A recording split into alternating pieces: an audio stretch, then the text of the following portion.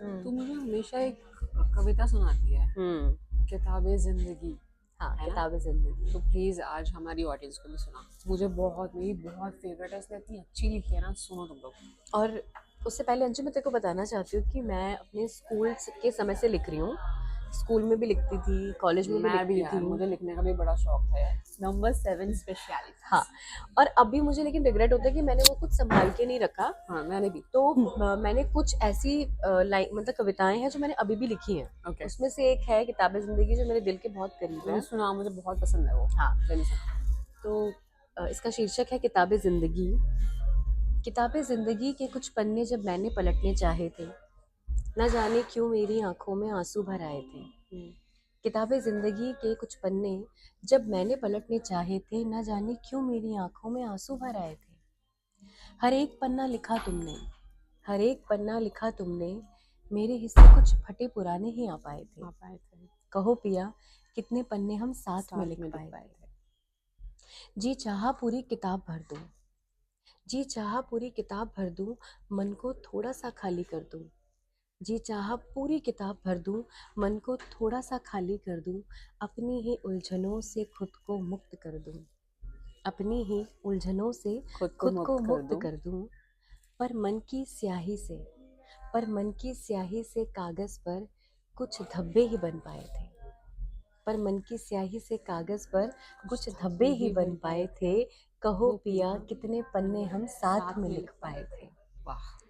उम्र की दहलीज पर तुमने कहा, ये जो मतलब जिसके ऊपर लिखी है वो अपने हस्बैंड को इंडिकेट करते हुए बोल रही हैं। उम्र की दहलीज पर तुमने कहा, अच्छी कटी जिंदगी तुम्हारा साथ पाकर। उम्र की दहलीज पर तुमने कहा, अच्छी कटी जिंदगी तुम्हारा साथ पाकर, लेकिन प्रश्न तो ये था, क्या कभी साथ में जिंदगी जी पाए थे।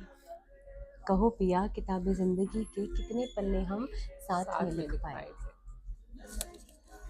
इसीलिए मेरी इतनी फेवरेट है ये। so इतना much. बढ़िया लिखा है धन्यवाद। इसने। ऑसम। और ये बताओ, देखो थोड़ा सा मैं बताऊं कि कविता कई लोगों को लगता है कि कविता लिखी है तो अपने ही ऊपर लिखी होगी, ऐसा नहीं है।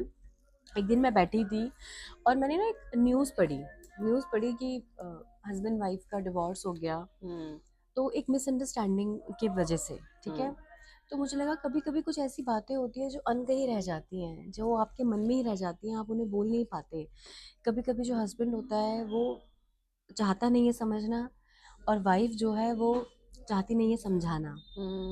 तो हस्बैंड को कुछ और लगता है, वाइफ को कुछ और लगता है। तो उसी एक स्त्री की मैंने ये कविता लिखी है जो अपने पति की ओर देखकर बोल रही है कि ये जो हमारी जिंदगी थी किताब की तरह थी, जहाँ पे पूरी किताब तुमने भर दी, मेरे हिस्से बस कुछ ही पन्ने आए थे, वो भी फटे पुराने से।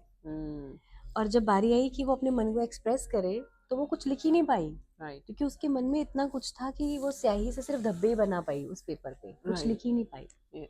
तो ये कविता मैंने उस पर्सपेक्टिव से लिखी है। नहीं, बहुत अच्छी कविता है। Thank you so much. Depth, deep core, healing process. चलो ठीक है, bye, and will soon meet you with another videos. Yes. Keep cheering us, keep motivating us.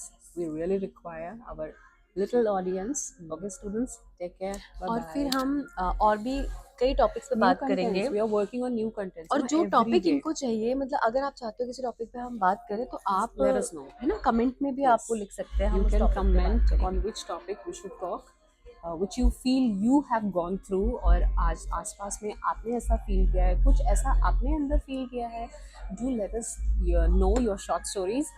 We will talk about that. Okay, take care, bye bye.